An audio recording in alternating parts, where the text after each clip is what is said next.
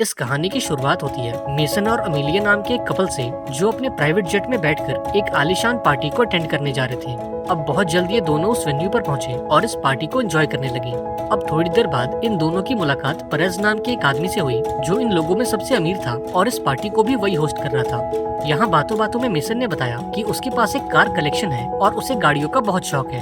अब ये सुनकर परez भी खुश हो गया, क्योंकि उसे भी गाड़ियों को कलेक्ट करने का काफी शौक था। इसके बाद वो मेसन और अमीलिया को अपने प्राइवेट गैराज में ले गया, ताकि वो इन दोनों को अपनी कार कलेक्शन दिखा सके। यहाँ परez ने इन दोनों को अपनी फेवरेट कार दिखाई, जिसकी कीमत लगभग $200 मिलियन की थी। अब इस कार को देखकर मेसन और अमीलिया इसके अंदर बैठकर इसे फील करना चाहते थे।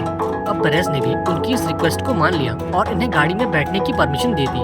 अब गाड़ी में बैठते ही अमीलिया ने लिंक नाम की एक हैकर को सिग्नल दिया और सिग्नल के मिलते ही लिंक ने गैराज की सारी लाइट्स को ऑफ कर दिया और इस बीच मेसन के आदमियों ने परez पर हमला करके उसे जमीन पर गिरा दिया।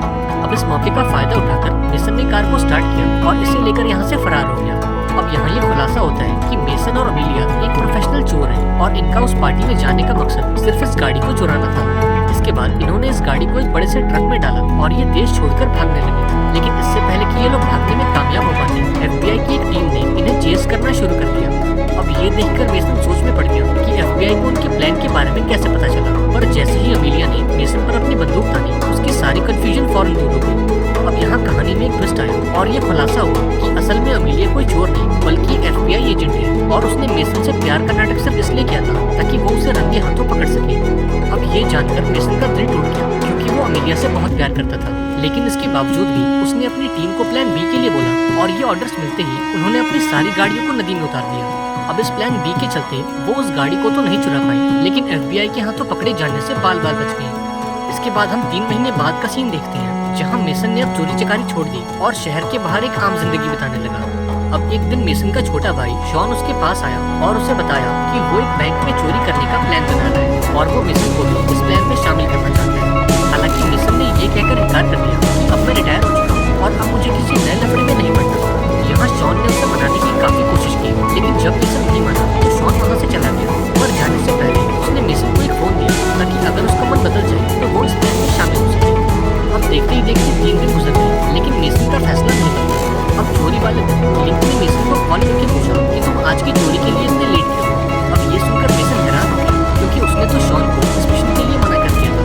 दरअसल शॉन ने अपने टीम मेंबर्स को ये बोला था कि मेसन इस प्लान में शामिल होने के लिए रेडी है। अब पहले तो मेसन को काफी गुस्सा आया, पर इस मामले को संभालने के लिए उसे ना चाहते हुए भी शॉन के प्लान में शामिल हुआ था। वहीं दूसरी ओर हम शॉन को देखते हैं, जो बैंक के बाहर मौजूद एक कॉफी शॉप में बैठा था, क्योंकि उस बैंक का मैनेजर हर दिन उस कॉफी शॉप में कॉफी पीने आता है।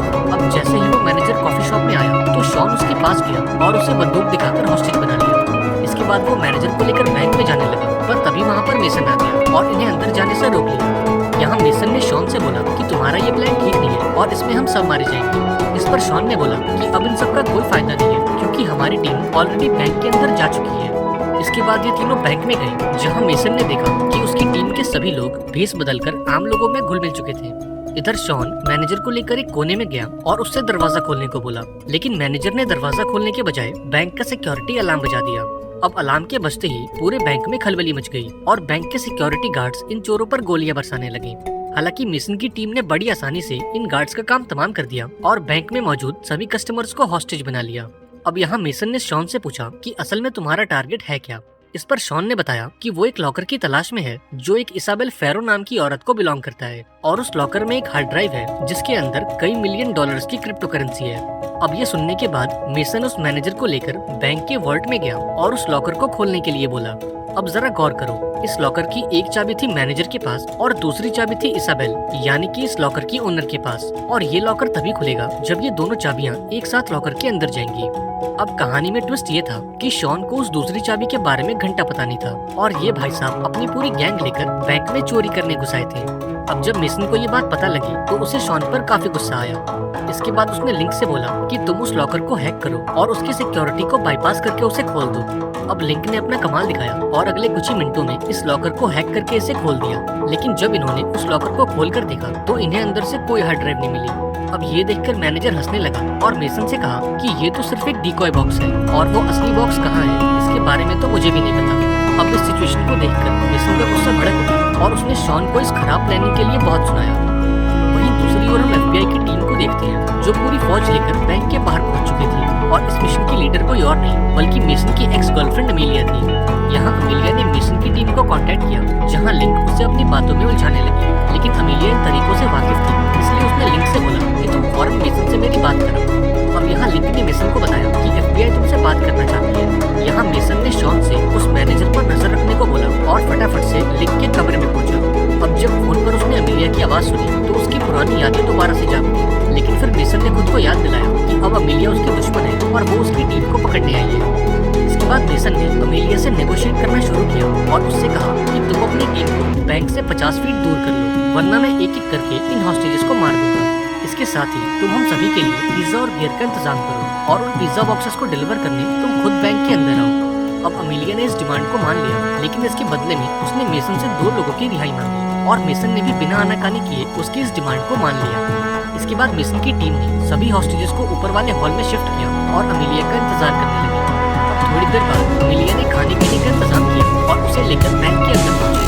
अब यहाँ उसकी मुलाकात मेसन से हुई, जो उसे देखकर काफी खुश हुआ और उससे प्यार भरी बातें करने लगी। हालांकि अमीलिया ने इन बातों पर ध्यान नहीं दिया और उसने मेसन से सरेंडर करने को बोला, लेकिन मेसन ने इसके लिए साफ इनकार कर दिया और अमीलिया को बैंक से बाहर भेज दिया। इसके बाद उसने सभी को खाना खिलाया और डील के मुताबिक 2 लोगों को रिहा कर दिया, लेकिन तभी कुछ ऐसा हुआ जिसकी उम्मीद किसी को नहीं थी। दरअसल उस मैनेजर ने शॉन पर हमला कर दिया और उसकी बंदूक लेकर वहाँ से फरार हो गया। अब ये देखकर मेसन भी उसके पीछे था और एक लंबी भागदौड़ के बाद आखिरकार वो मैनेजर पकड़ा गया। इसके बाद मेसन ने मैनेजर को इंटरोगेट किया और उसने इसाबेल के बारे में सारी जानकारी निकलवाई। अब यहाँ मैनेजर ने बताया कि इसाबेल फेरो इस देश के सबसे बड़े गैंगस्टर एबिल की बीवी है।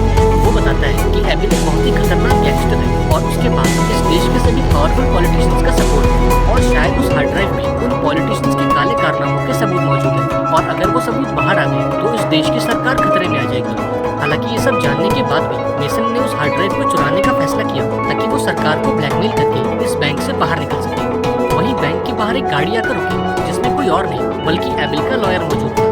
यहाँ उसने अमीलिया को ऑर्डर दिया कि अगर अगले 1 घंटे में तुम्हारी टीम ने उन चोरों को नहीं पकड़ा तो US आर्मी इस बैंक पर हमला कर देगी। अब अमीलिया को समझ नहीं आया कि उसे ऑर्डर देने वाला ये आदमी असल में था कौन। अब उसने इस बारे में अपने सुपरवाइजर से बात की, जहाँ उसे पता चला कि उस बंदे का नाम एलेक्स है और वो एबिल का वकील है। यहाँ सुपरवाइजर ने अमीलिया को बताया कि एबिल के पास इस देश के सभी पावरफुल पॉलिटिशियंस का सपोर्ट है और इसलिए हम इस मामले में कुछ नहीं कर सकते।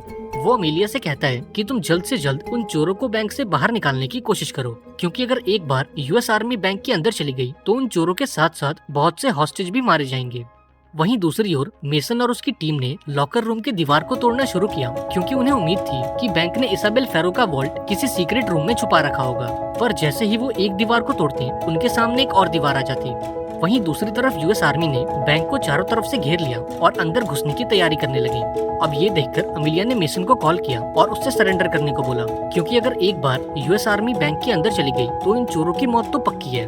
अब मेसन ने अमीलिया से बोला कि तुम मीडिया में ये बात लीक कर दो कि US आर्मी बैंक पर हमला करने वाली है, क्योंकि अगर एक बार मीडिया बैंक के बाहर आ गई तो US आर्मी कोई एक्शन नहीं ले पाएगी। अब अमीलिया ने भी ठीक ऐसा ही किया और मीडिया में ये बात लीक कर दी। अब देखते ही देखते मीडिया बैंक के बाहर आ गई और ये खबर पूरे देश में आग की तरह फैलने लगी। अब ये सब देखकर FBI का हेड काफी नाराज हुआ और उसने अमीलिया को इस केस से बाहर निकाल दिया। इसके बाद उसने मेसन को कॉल किया और उसे धमकी दी कि अगर अगले 15 मिनट में तुम्हारी टीम ने सरेंडर नहीं किया तो हम बैंक के अंदर आ जाएंगे। वहीं बैंक के अंदर मेसन की टीम को वो कमरा मिल गया जिसमें इसाबेल के लॉकर को रखा गया था। अब लॉकर के मिलते ही मेसन ने लिंक से बोला कि तुम इस लॉकर को हैक करो और इसके पासवर्ड को बाईपास करके इसे खोल दो। इस पर लिंक ने बोला कि इस लॉकर की सिक्योरिटी काफी स्ट्रांग है और इसे खोलने में कम से कम 10 मिनट लगेंगे, जबकि अगले 8 मिनट के अंदर US आर्मी बैंक के अंदर आ जाएगी। अब ये देखकर मेसन ने एक प्लान बनाया और एक एक करके सभी हॉस्टेजेस को छोड़ने लगे ताकि लिंक को वो लॉकर खोलने के लिए टाइम मिल सके। अब अगले कुछ ही मिनटों में सभी लोगों को छोड़ दिया गया और आखिर में उस मैनेजर को छोड़ने के बाद मेसन के टीम मेंबर्स ने एक एक करके सरेंडर करना शुरू किया। अब सभी लोग तो बैंक से बाहर आ गए, लेकिन मेसन और लिंक अब भी बैंक के अंदर मौजूद थे। अब ये देखकर FBI के हेड को काफी गुस्सा आया और उसने US आर्मी को ये ऑर्डर दिया कि वो बैंक के अंदर जाए और मेसन को देखते ही उसे गोली मार दी। अब ऑर्डर्स मिलते ही US आर्मी बैंक के अंदर घुस आई और कुत्तों की तरह मेसन को ढूंढने लगी। अब जैसे ही वो उस कमरे में पहुंची तो उन्होंने मेसन को देखा, जो अपने हाथ में बॉम्ब लेकर उनका इंतजार कर रहा था। अब अभी ये लोग कुछ सोच पाते उससे पहले एक धमाका हुआ और मेसन समेत US आर्मी के सभी सोल्जर्स भी मारे गए और इस तरह से शॉन की इस खराब प्लानिंग के चलते मेसन को अपनी जान गंवानी पड़ी। अगर आपको भी ऐसा ही लगता है तो जरा वेट करो, क्योंकि अब कहानी में एक बहुत बड़ा ट्विस्ट आने वाला है।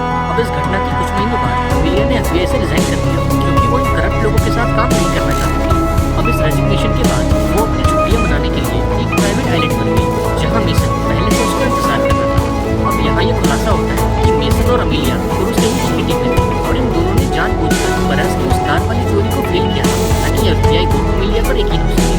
इसके बाद ये कहानी फ्लैशबैक में जाती है और हम उस धमाके से कुछ देर पहले की कहानी देखते हैं। अब जब यूएस आर्मी बैंक के अंदर आई तो मेसन ने उनसे एक डिमांड की कि वो एबिल के वकील एलेक्स से मिलना चाहता है। अब ना चाहते हुए भी उन्हें मेसन की ये डिमांड माननी पड़ी क्योंकि वो सारे सबूत अब भी मेसन के पास ही थे। अब थोड़ी देर बाद एलेक्स मेसन से मिलने पहुंचे जहाँ मेसन उसे धमकी देते हुए बोला कि अगर तुमने मेरे अकाउंट में $500 मिलियन नहीं डाले तो मैं इन सारे सबूतों को पब्लिक कर दूंगा। इसके साथ ही तुम्हें मुझे और मेरी टीम को एक नई पहचान देनी है ताकि हम उस नए नाम के साथ एक नई जिंदगी शुरू कर सकें। अब चूंकि एबिल की गर्दन मेसन के हाथों में थी इसलिए उसने मेसन की सभी डिमांड्स को मान लिया। इसके बाद बैंक में एक फर्जी धमाका किया गया ताकि लोगों को लगे कि मेसन इस धमाके में मर चुका है। वहीं दूसरी ओर हम मेसन और अमेलिया को देखते हैं जिन्होंने अब चोरी चकारी छोड़ दी और एक नई पहचान के साथ एक नई जिंदगी शुरू की।